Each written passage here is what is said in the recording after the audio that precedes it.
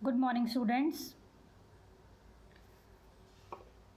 हमने बेटा स्टार्ट किया था क्लास 10th में सेक्टर्स ऑफ इंडियन इकोनॉमी। हमने जो सेक्टर्स पढ़े थे वो इकोनॉमिक एक्टिविटीज़ के बेस पे आपने पढ़े हैं। मैं फिर से रिपीट कर रही हूँ, on the basis of economic activities, कि आप किस टाइप की एक्टिविटी में इन्वॉल्व हैं, कि आप एग्रीकल्चर कर रहे हैं, आप किसी फैक्ट्री में काम कर रहे हैं, या फिर आप कोई सर्विस दे रहे हैं। तो इकोनॉमिक एक्टिविटीज़ के बेस पे how many types of sectors? 3, that's primary, secondary and tertiary. अब इसी टॉपिक को आगे लेके चलते हैं। जो 3 सेक्टर्स की इकोनॉमिक एक्टिविटीज़ हैं, प्राइमरी, सेकेंडरी और टर्शरी की, वो आपस में क्या हैं? इंटरडिपेंडेंट हैं। इंटरडिपेंडेंट मीन्स एक दूसरे पे डिपेंड है। जैसे मैंने आपको बोल दिया कि इस एग्जाम्पल से समझो, आपको समझ में आएगा। Imagine what would happen if farmers refuse to sell sugar cane to a particular sugar mill. अगर फार्मर्स ने गन्ना, शुगर केन, शुगर मिल को सेल करना बंद कर दिया तो इससे क्या होगा? वो मिल तो बंद हो जाएगी, क्योंकि शुगर कहाँ से बनाएगी जब उसे शुगर केन ही नहीं मिलेगा। तो अब इससे क्या पता लग रहा है? इसमें 2 सेक्टर की बात हुई है। जो फार्मर है वो तो प्राइमरी सेक्टर का हो गया, शुगर केन प्रोड्यूस कर रहा है, और जो मिल है जो शुगर बनाएगी वो सेकेंडरी सेक्टर में आ गई, फैक्ट्री। तो इसमें अब देखो इसमें क्या लिखा है। सेकेंडरी सेक्टर मीन्स वो शुगर मिल किस पे डिपेंड है? फार्मर के शुगर केन पे, मीन्स प्राइमरी सेक्टर पे। तो ये एग्जाम्पल क्या शो कर रहा है कि secondary sector dependent on primary sector. ऐसे ही बाकी एग्जाम्पल्स हैं, इनको आपको सॉल्व करके देखना है। जैसे मैंने ये कह दिया, इसको पढ़ते हैं। मान लो people working in industrial and service sector need food. सबको फूड की ज़रूरत है। Imagine what would happen if there is a strike by the transporter and lorries. जो ट्रांसपोर्टर्स हैं, ट्रक वाले हैं, वो सब ये कह दें कि हम तो इस फूड को, वेजिटेबल्स को, मिल्क को सप्लाई नहीं करेंगे रूरल एरिया से अर्बन एरिया में। तो अर्बन एरिया में क्या होगा? फूड की शॉर्टेज हो जाएगी।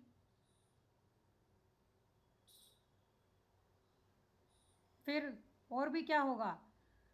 अब जब ट्रांसपोर्टर लेकर ही नहीं जाएंगे तो फार्मर सेल कैसे करेगा? ट्रांसपोर्ट तो चाहिए उसको लोड करवाने के लिए, one place to other place send करने के लिए।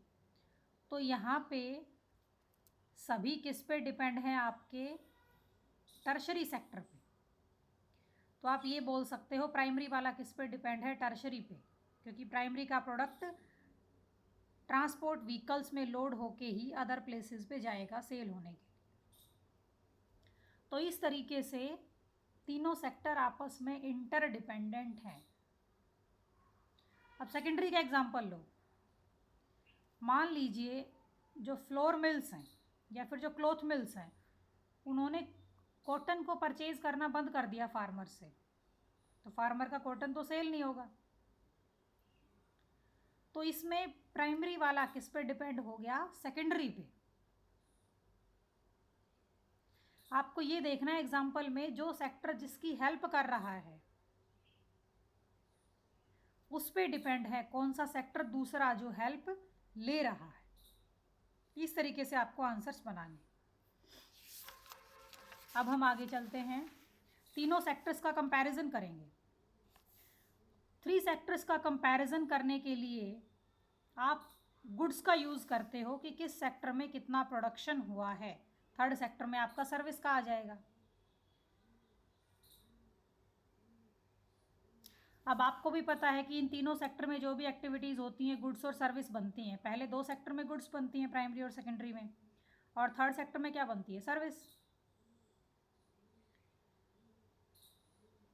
तो हम क्या चेक करेंगे कि कितनी क्वांटिटी में गुड्स एंड सर्विस बनी और कितने लोग उन सेक्टर में काम कर रहे हैं।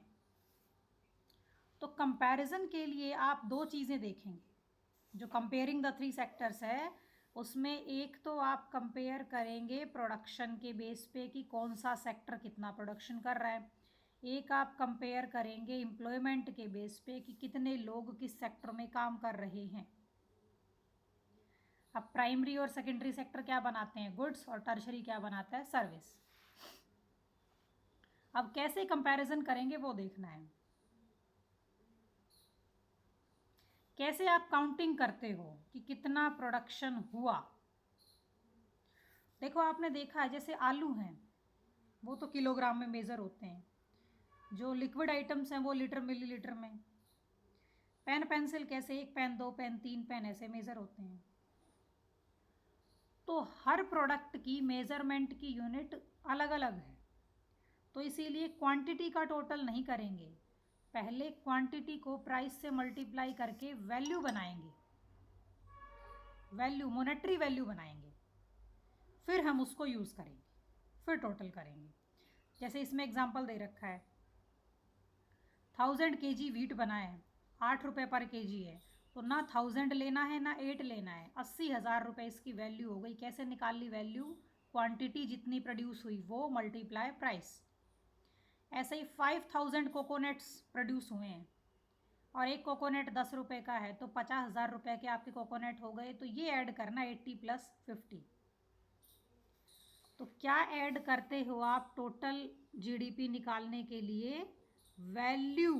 क्या ऐड करते हो, वैल्यू। वैल्यू कैसे आती है, प्राइस मल्टीप्लाई क्वांटिटी, कितना पर यूनिट प्राइस है और कितनी क्वांटिटी हमने प्रोड्यूस की। अब एक और चीज़ का ध्यान रखना है आपने, जो भी आप टोटल करते हो कि कितनी गुड्स बनी कितनी सर्विस बनी, गुड्स में आपको फाइनल गुड्स एंड सर्विस ही लेनी है, इंटरमीडिएट नहीं लेनी है। समझो इस चीज़ को। जैसे एग्जांपल दे रखा है, एक फार्मर ने वीट सेल कर दिया 8 रुपीज़ पर केजी फ्लोर मिल को। फ्लोर मिल में क्या हुआ, वीट से आटा बन गया, फिर वो आटा एक बिस्किट वाली कंपनी को जाता है 10 रुपये पर केजी में। तो 8 रुपये किलो उन्होंने गेहूँ लिए थे और 10 रुपीज़ पर केजी वो फ्लोर सेल कर रहे हैं, तो 2 रुपीज़ का प्रॉफिट ले लिया उन्होंने। और आगे चलते हैं, फिर बिस्किट कंपनी उस आटे से क्या बनाएगी, बाकी चीज़ों को यूज़ करेगी, शुगर, ऑयल, फ्लोर वगैरह सबको मिला के बिस्किट्स बना रही है। तो बिस्किट का पैकेट 15 रुपीज़ पर पैकेट जा रहा है। तो कंज्यूमर के पास क्या पहुंच रहा है, कंज्यूमर के पास पहुंच रहा है बिस्किट। तो फाइनल प्रोडक्ट बिस्किट है, आटा भी नहीं है, गेहूं भी नहीं है, चीनी तेल कुछ भी नहीं है। तो फाइनल प्रोडक्ट वो है जो कंज्यूमर के पास पहुंचता है, कंज्यूमर जिसको यूज़ करता है। अगर बार बार आपका प्रोडक्ट फैक्ट्री में जा रहा है, फिर वहाँ जो बना वो भी आगे फैक्ट्री में किसी और चीज़ को बनाने में काम आ रहा है, तो वो इंटरमीडिएट गुड्स होंगी, मध्यवर्ती वस्तुएं। लास्ट में जो कस्टमर के पास जाएगा सेल होने के लिए, वो आपका फाइनल प्रोडक्ट होगा। अब इसने लिखा है फाइनल गुड्स और सर्विस को क्यों इंक्लूड करते हैं। देखो बेटा, फाइनल को इसीलिए इंक्लूड करते हैं क्योंकि जो इंटरमीडिएट गुड्स हैं उनके अंदर किसकी वैल्यू ऑलरेडी जुड़ी होती है, सॉरी, जो फाइनल गुड्स हैं उनके अंदर किसकी वैल्यू ऑलरेडी ऐड होती है, इंटरमीडिएट की। जैसे इस बिस्किट के अंदर फ्लोर की वैल्यू भी ऐड है, वीट की भी ऐड है, शुगर की भी ऐड है, ऑयल की भी ऐड है।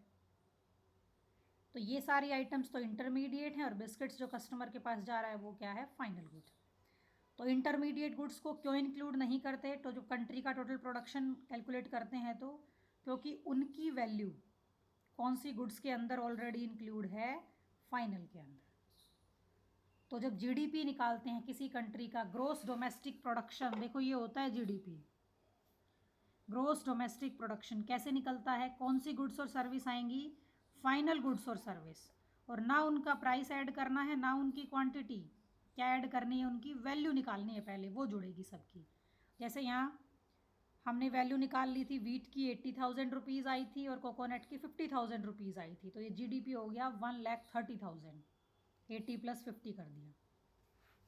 और आगे चलते हैं, ग्रोस डोमेस्टिक प्रोडक्शन जीडीपी क्या होता है, एक साल में, 1 ईयर में, एक कंट्री के अंदर, विद इन ए कंट्री, कितनी final goods and service produce हुई हैं उन सब का टोटल होता है जीडीपी।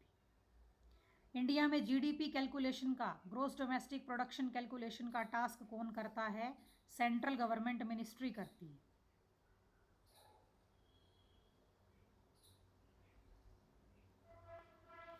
अब देखो बता रखा है कैसे वैल्यू आती है, टोटल वॉल्यूम लेते हैं गुड्स की, वॉल्यूम मतलब क्वांटिटी, और उनके प्राइसेस लेते हैं गुड्स और सर्विस के, फिर उसको मल्टीप्लाई करके क्या रिजल्ट निकलेगा, वैल्यू आ जाएगी।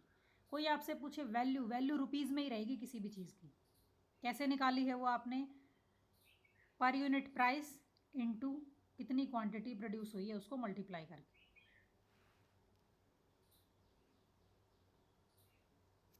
अब हमारा हिस्टोरिकल चेंज का टॉपिक आएगा कि एग्रीकल्चर में क्या चेंजेस आए हैं।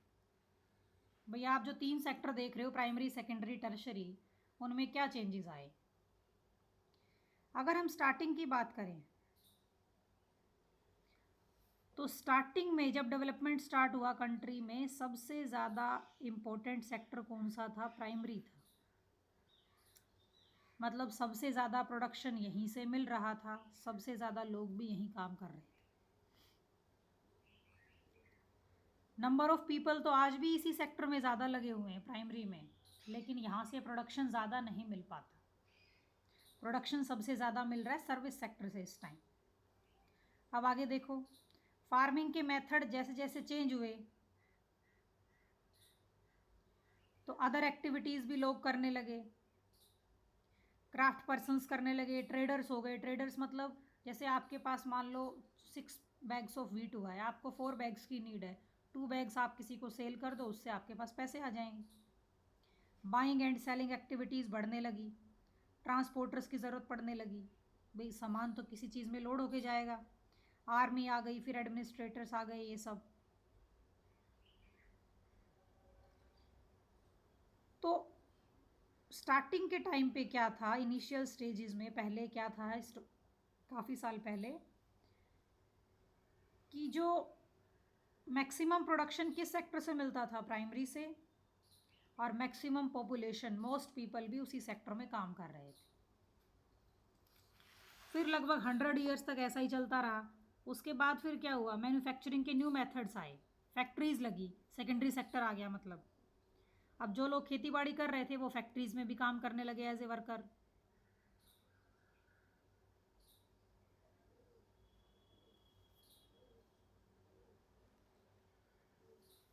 तो सेकेंडरी सेक्टर आपका डेवलप होने लगा, लोग उसमें काम भी कर रहे थे, वहाँ से प्रोडक्शन भी आ रहा था। पिछले 100 ईयर्स में क्या हुआ है, फिर सेकेंडरी के बाद किसकी बारी आ गई, टर्शरी की ज़रूरत पड़ने लग गई, सर्विसेज आ गई। अब सर्विस सेक्टर में काम करने लगे लोग। तो हमने क्या देखा, पहले प्राइमरी, प्राइमरी से फिर सेकेंडरी में काम करने लग गए, फिर टर्शरी में काम करने लग गए।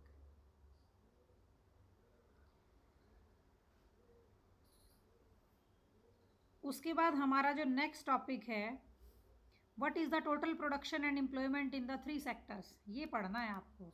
इसमें कैसे पढ़ना है कि 40 ईयर्स के पहले क्या सिचुएशन थी और अब क्या सिचुएशन है।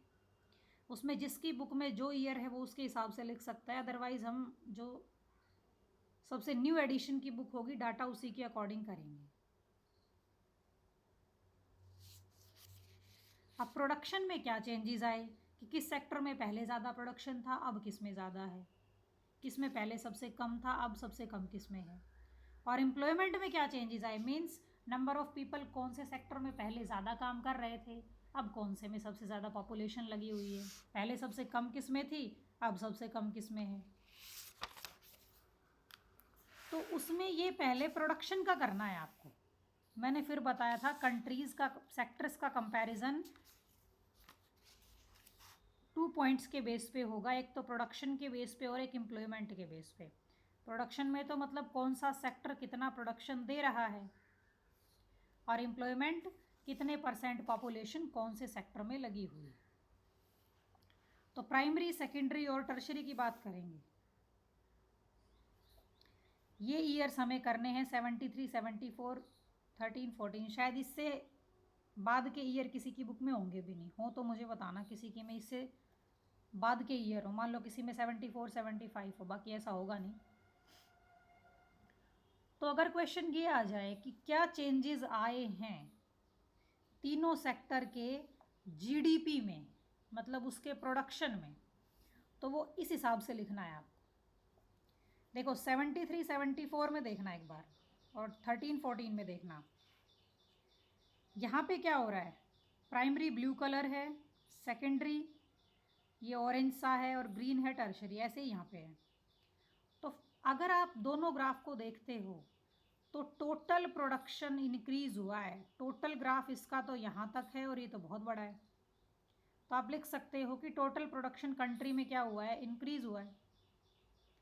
अब मैं सेक्टर वाइज बात करूँ, प्राइमरी सेक्टर का प्रोडक्शन, पहले तीनों को देखो, सबसे ज़्यादा पार्ट आपका ब्लू है। तो 73 74 में क्या था, प्राइमरी सेक्टर सबसे ज़्यादा प्रोडक्शन दे रहा था, और सबसे कम कौन सा दे रहा था, सेकेंडरी। तो मैक्सिमम प्रोडक्शन कहाँ से आ रहा था, प्राइमरी से, और मिनिमम सेकेंडरी। अब इधर देखो ऐसे ही, अब मैक्सिमम प्रोडक्शन कहाँ से आ रहा है, सर्विस सेक्टर से, टर्शरी, ग्रीन पोर्शन ज़्यादा है जो टर्शरी को शो कर रहा है, और सबसे कम प्रोडक्शन कहाँ से आ रहा है, एग्रीकल्चर से, मतलब प्राइमरी सेक्टर से। एक पॉइंट आपका ये लिखना है आपको। इस तरीके से इनके एक्सप्लेनेशन बनाने हैं कि 73 74 और इसके बीच में कितने ईयर्स का गैप है, 40 ईयर्स का गैप है। तो 40 ईयर्स में क्या हुआ है, टोटल प्रोडक्शन कंट्री में इंक्रीज हुआ है। फिर उसके बाद अब सेक्टर वाइज देखते हैं। अगर हम सेक्टर वाइज देखते हैं तो भी इंक्रीज हुआ है, ब्लू पोर्शन इतना है, यहाँ इंक्रीज हो गया, यहाँ पे इतना, यहाँ भी इंक्रीज हो गया, ऑरेंज है, ग्रीन है, वो भी इंक्रीज हो गया। ये तो श्योर है कि तीनों सेक्टर में प्रोडक्शन बढ़ा है, लेकिन सबसे ज़्यादा कौन से सेक्टर में इंक्रीज हुआ है, टर्शरी में, क्योंकि ग्रीन पोर्शन सबसे ज़्यादा हो गया इसमें।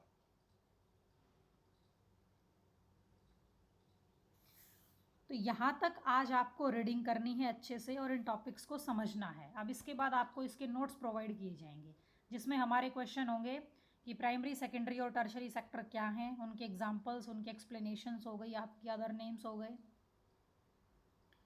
और एक क्वेश्चन आपका ये होगा कि जीडीपी में क्या चेंजेस आए हैं।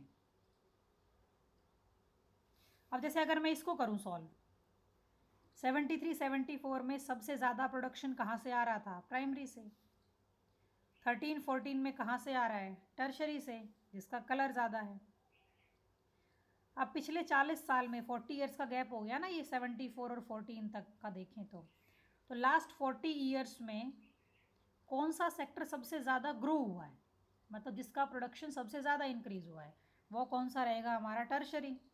और लास्ट 13 14 में जीडीपी कितना था इंडिया का, वो यहाँ से देख लो, इसके सामने जो भी डाटा आ रहा है ये 6 या 7 के आसपास पड़ेगा आपका, 7 लाख करोड़ में आएगा रुपीज़ में आंसर आपका। वो सिर्फ ग्राफ के बेस पे आंसर है। तो इस ग्राफ को देख के हम डिटेल्स लिखेंगे। अभी आपको रीडिंग करनी है, कल आपको इसका वर्क सेंड किया जाएगा जो आपको नोट्स बनाने हैं वो। उसके बाद अगले वीडियो में फिर आगे की रीडिंग होगी। Thank you.